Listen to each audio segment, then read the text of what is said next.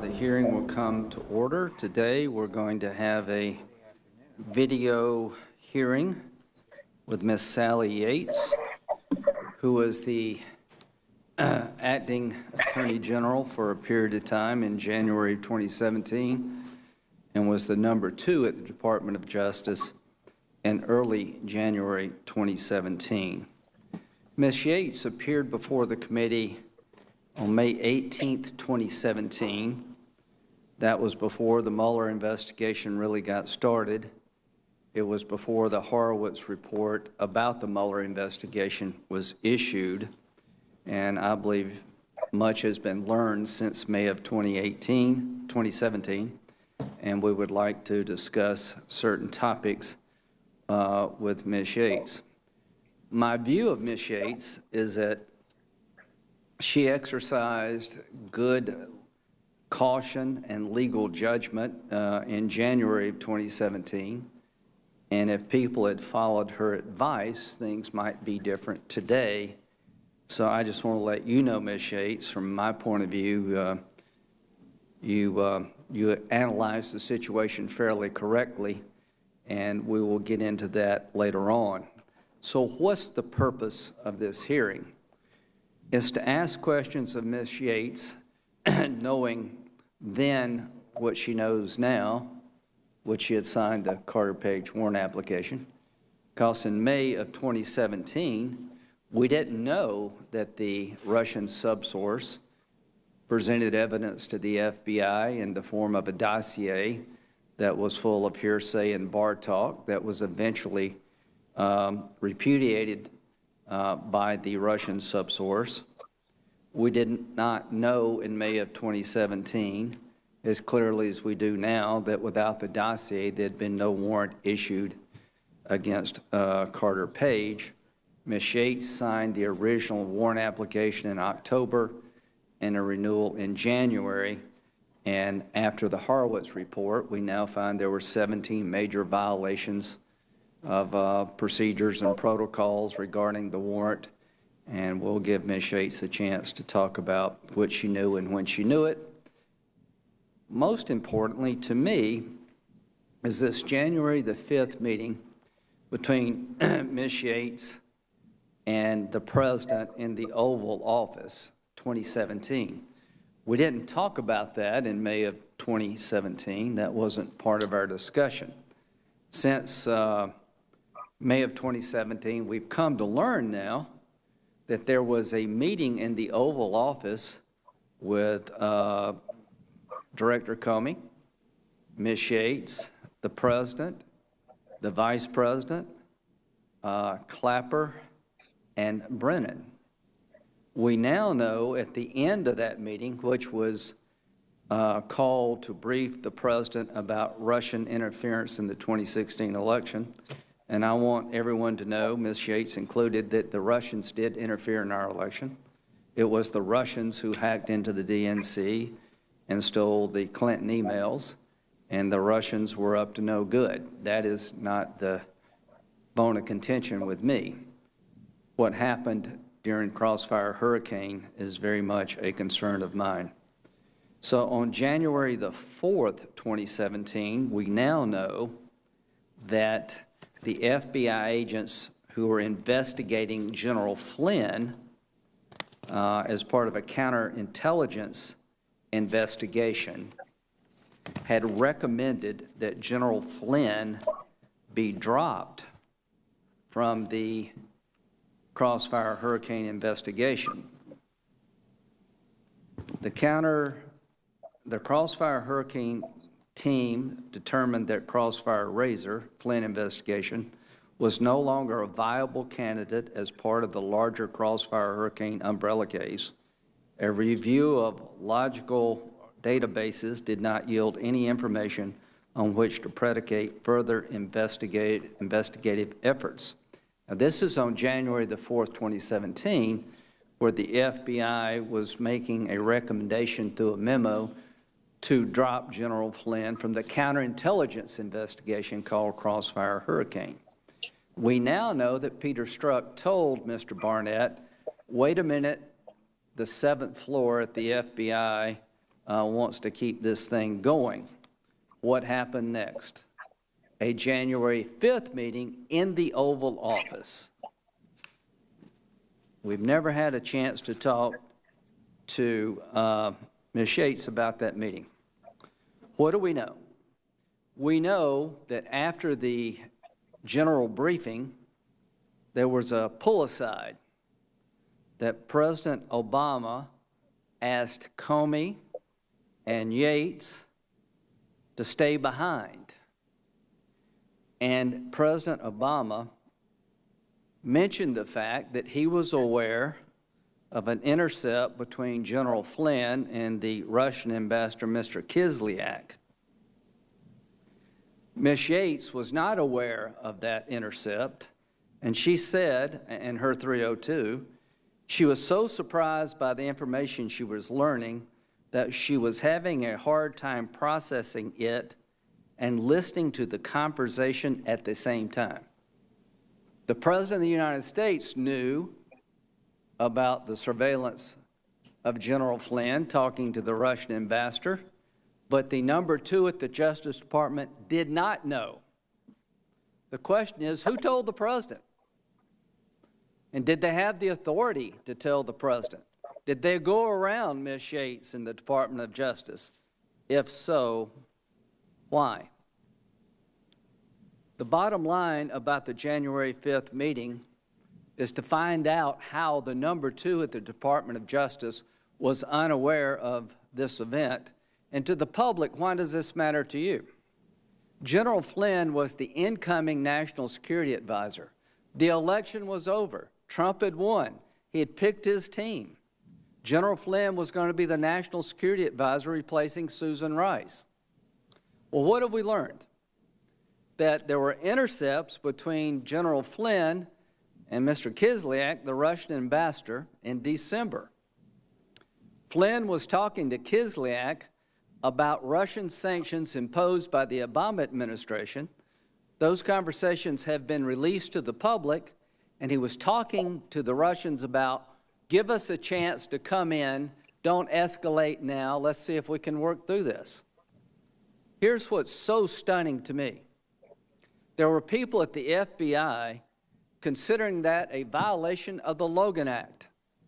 What is the Logan Act? It is a law that was written in 1799 that prohibits American citizens, without permission from the government, talking to foreign individuals about differences in policy. So I want everybody in America to understand the way the system works.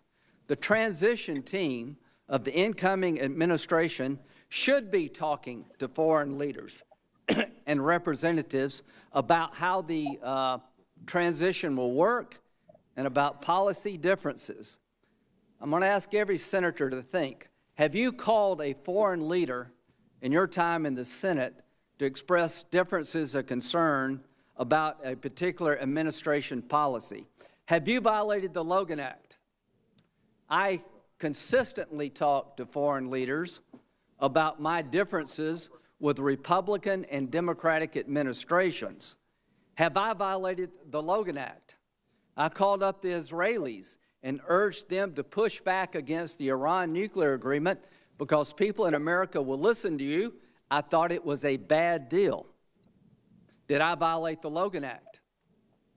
I called the Kurds and our allies in Syria, the SDF, and I asked them to rally their allies in Washington to push back against President Trump's decision to withdraw all of our forces from Syria. Did I violate the Logan Act? No. No one in history of the Department of Justice has ever been prosecuted for violating the Logan Act. Why are we having these hearings? To make sure that laws like this cannot be used as political tools to get people you don't like. And we need to clear up once and for all how the Logan Act works in America. I dare say that every incoming administration routinely has discussions with foreign leaders about policy differences and how things will be different. Ms. Yates, when she understood what was going on, was very concerned that a prosecution under the Logan Act was being contemplated. The question is, who brought up the Logan Act in the January 5th meeting? Whose great idea was this? Ms. Yates' 302 interview, where she talked about the January 5th meeting with the FBI, doesn't mention the vice president being in the meeting. But what do we now know? We know she was shocked and was having a hard time following the conversation because she was stunned that the president knew about the intercept with Flynn and Kislyak, and she did not. What have we learned? We've got an email from Susan Rice to herself on Inauguration Day, and it starts with, on January the 5th, the meeting in question, following a briefing by IC leadership on Russian hacking during the 2016 presidential election, President Obama had a brief follow-on conversation with FBI Director Jim Comey, Deputy Attorney General Sally Yates in the Oval Office. Vice President Biden and I were also present. This is evidence coming from Susan Rice that in the January 5th meeting, the set-aside, the Vice President was there. What else have we found since we last talked to Ms. Yates? We found agents' notes from Mr. Strzok that Comey, the director of the FBI, reported to Agent Strzok, who was intricately involved in Crossfire Hurricane, and gave him a readout on the meeting. According to Agent Strzok's notes, handwritten notes, it says, VP Logan Act, President, these are unusual times, VP. I've been unintelligible on the Intel Committee for 10 years and I've never. President, make sure you look at things and have the right people on it. President, is there anything I shouldn't be telling transition team? This is the director. Kislyak calls appear legit. Strzok is telling us that Comey told him that not only the vice president was in the January 5th set-aside meeting, it was the vice president who brought up the Logan Act. We need to find out what happened and who was there, and this is the first step in the journey. And again, why does it matter? It matters a lot to me. We have oversight of the Department of Justice here. How could it be that the number 2 in the Department of Justice not know about an investigation of the incoming National Security Advisor and the President did? Who at the FBI, the Department of Justice, went around Ms. Yates to tell the President about the investigation? Whose idea was it to suggest that the interaction between Flynn and Kislyak was a violation of the Logan Act? If that's going to be the standard for this country, you're destroying the ability to do a transition. And to every senator in this room, we have all violated the Logan Act under that theory. Every one of us has reached out to some foreign government to show differences with the current administration. The Logan Act has never been used for a reason. I think it was used here as a sham reason to find out more about General Flynn, who the Obama administration did not like. So the bottom line is, when this is over, we need to fix it. We need to make sure going forward in the next transition, no matter who wins, that you can talk with foreign leaders without being afraid of going to jail. General Flynn wasn't talking to the Russians about, hey, pay my house off, give me money. He was talking to the Russians about, don't escalate the sanctions, fight, give us a chance to come in and we'll start over. My God, if that's a violation of the law, God help us all. And to her credit, Sally Yates did not want to go down that road. General Flynn was interviewed on January the 24th by the FBI without her permission against her counsel. She recommended that the Department of Justice notify the current administration about the concerns they have with General Flynn, that the right thing to do would be to call McGahn and the Trump administration and tell them about the concerns they had about General Flynn. The FBI went down a different path. The FBI calls Flynn and suggests to him that you don't need a lawyer, that we just want to talk to you, we want to get it over quickly. Do you mind meeting with us? And when Flynn said, I'd like my lawyer, says, no, if you do that, we have to go way up to the chain. That will slow things down. And what did Flynn tell McCabe? Well, you've got the transcript. You know what I said.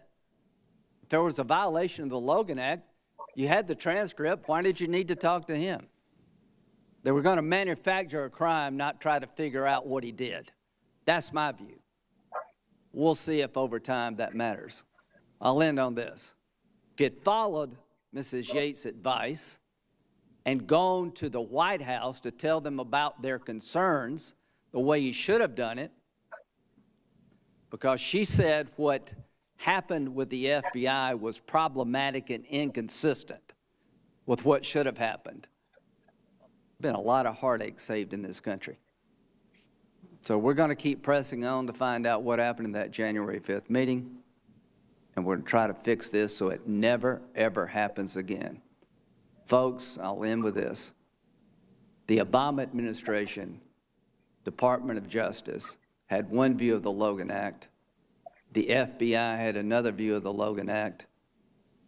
But the thought that the Logan Act could be used against the incoming national security advisor who was talking to the Russians about different policy, that could be used as a basis for an interview, that could be a crime, should shock us all. Because if it can happen to General Flynn, it can happen to everybody on this committee, because we do this all the time.